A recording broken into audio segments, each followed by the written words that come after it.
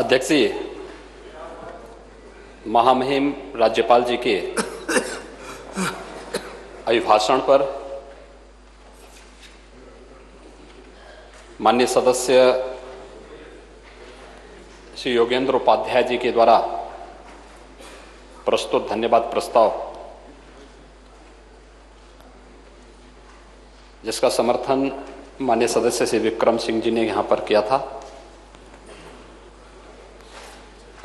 नेता प्रतिपक्ष, नेता बहुजन समाज पार्टी, नेता कांग्रेस समेत सत्ता पक्ष और विपक्ष के 48 माननीय सदस्यों ने इस पूरी चर्चा में भाग लिया।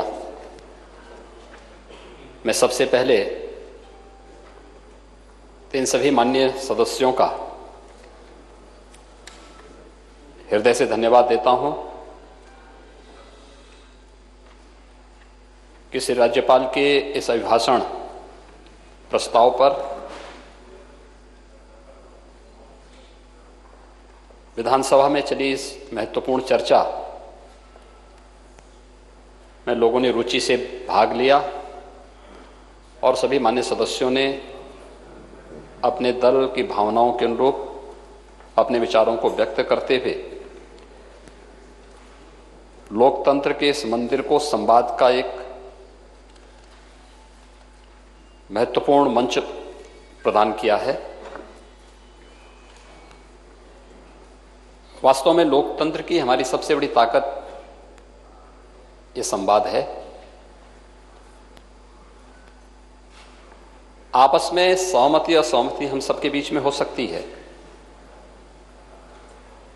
लेकिन संवाद का ये सिलसिला चलता रहना चाहिए, बने रहना चाहिए।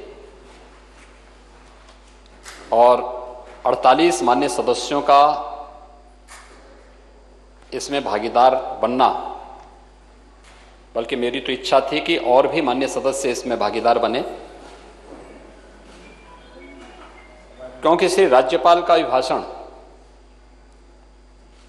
विधानमंडल के लिए सरकार का एक दस्तावेज होता है, वैसे ही जैसे संसद के लिए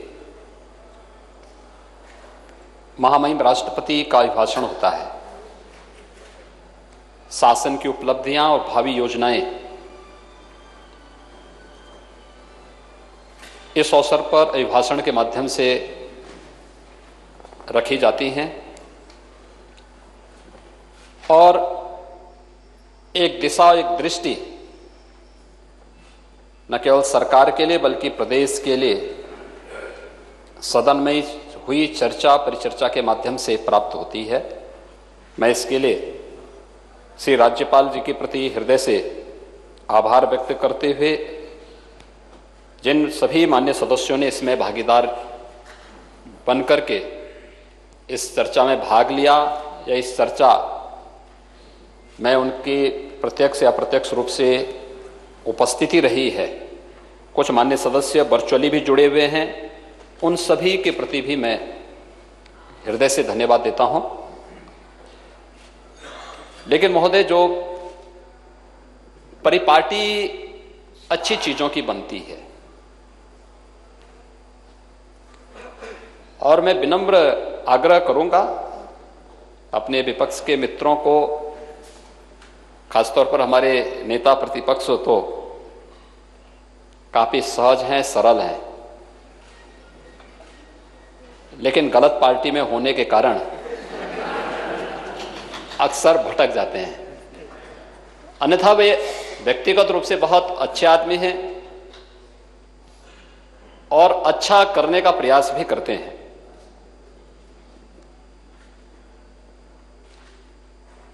राज्यपाल जी अभिभाषण करने के लिए आए थे। राज्यपाल या राष्ट्रपति देश का संवैधानिक प्रमुख होता है। राज्यपाल प्रदेश का संवैधानिक प्रमुख है।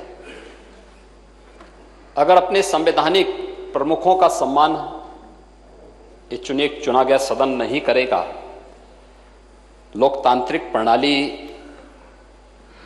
के सामने स्वयं एक गंभीर संकट खड़ा होगा।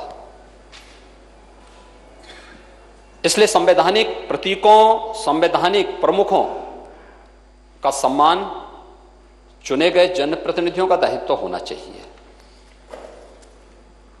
और कहीं ना कहीं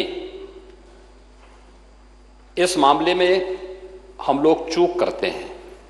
परिपाटी अच्छी होनी चाहिए, परिपाटी अच्छी, जैसे इस विधान सभा ने पिछली चर्चाओं में 2019 में 2020 में हम लोग उस प्रकार की किसी चर्चा को आगे नहीं बढ़ा पाए वैश्विक महामारी कोरोना के कारण। लेकिन 2019 में इस मामले में काफी अच्छे काम हुए थे, जैसे सस्टेनेबल डेवलपमेंट गोल्स पर 36 घंटे की डिबेट, देश का पहला कोई लोकतांत्रिक मंच था और खासतौर पर उत्तर प्रदेश विधानमंडल में इस पे चर्चा की और माननीय सदस्यों ने इसमें भागीदार बनकर के इस सभी गरीबी उन्मूलन के लिए, शिक्षा के लिए, बेहतर स्वास्थ्य के लिए, यानी आप देखेंगे जो चर्चा इस विधानमंडल में हो रही थी कोविड के दौरान, उस चर्चा ने हमें एक बल दिया उस क्षेत्र में कार्य करने के लिए। या फिर अन्य मुद्दों पर भी यहां पर संविधान दिवस के अवसर पर भी 26 नवंबर 2019 को इस सदन ने बैठ करके एक चर्चा की थी। हम फंडामेंटल राइट की बात तो करते हैं, लेकिन हमारी संवैधानिक कर्तव्य क्या हैं, इस पे भी क्या सदन चर्चा करेगा। और पहली बार किसी सदन में अपने संवैधानिक कर्तव्यों पर भी चर्चा हुई थी, और वह उत्तर प्रदेश विधानसभा है। और उत्तर प्रदेश विधानसभा में माननीय सदस्यों ने, सभी पक्षों के माननीय सदस्यों ने अपनी बातों को भी रखा था और साथ साथ अपने उन दायित्वों का बोध भी करते हुए समाज के सामने एक बहुत पॉजिटिव संदेश भी दिया था।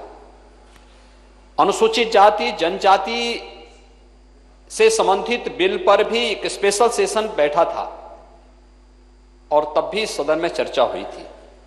हमने टालने की रणनीति नहीं अपनाई। एक चर्चा जिसके लिए विधायिका का यह मंच बना हुआ है, उसका बेहतर उपयोग। और राज्यपाल भी जब आती हैं तो श्री राज्यपाल का सम्मान करना सत्ता पक्ष विपक्ष इस सबका सामूहिक दायित्व है। राज्यपाल पार्टी का नहीं, प्रदेश का है। और प्रदेश के संवैधानिक प्रमुख के प्रति सम्मान का भाव होना, उसी प्रकार से जैसे संवैधानिक प्रतीकों के प्रति हम लोग सम्मान का भाव व्यक्त करते हैं, विधायिका के मंच पर राष्ट्रपति जी के लिए, राज्यपाल जी के लिए, न्यायपालिका के प्रति कोई भी विपरीत और प्रतिकूल टिप्पणी नहीं हो सकती है, नहीं करनी चाहिए। परिपाटी तो ये है। लेकिन उस सब के बावजूद भी जिस प्रकार का आचरण देखने को मिल रहा, वास्तव में वह पीड़ादायक है, चिंताजनक है। और मैं किसी व्यक्ति के लिए नहीं बोल रहा हूं, लेकिन मुझे महोदय इस बात पर अवश्य चिंता होती है कभी कभी कि वास्तव में मैं बार बार इस बात को कहता हूं कि हमें अपने सदन को इस बारे में तैयार करना होगा।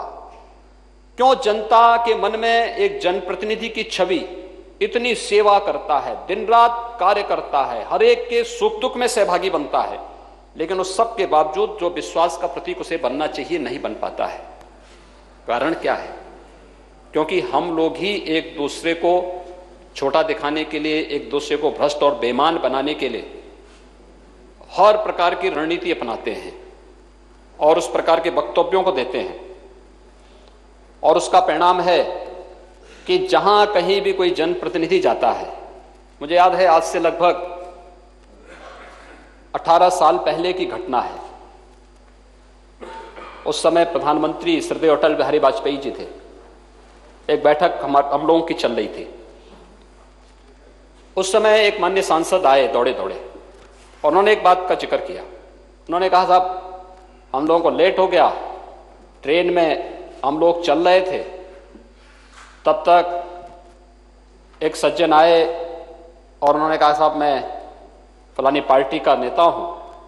कहा नेता शब्द सुनते ही पब्लिक उस पर टूट पड़ी, पब्लिक उसको मारने लग गई, बड़ा विवाद हुआ है, किसी प्रकार से बचा करके हम लोग लेकर के आए हैं।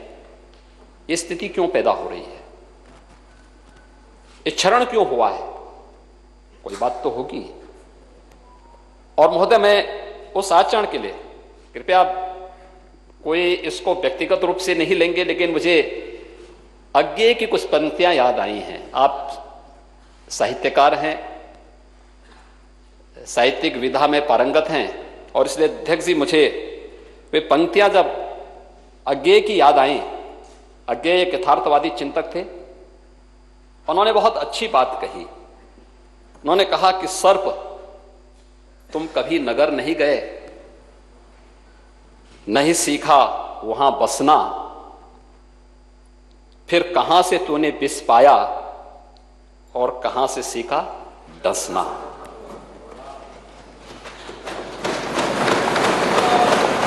क्या हम अपने आचरण से इन संवैधानिक व्यवस्थाओं को क्षति नहीं पहुंचा रहे हैं?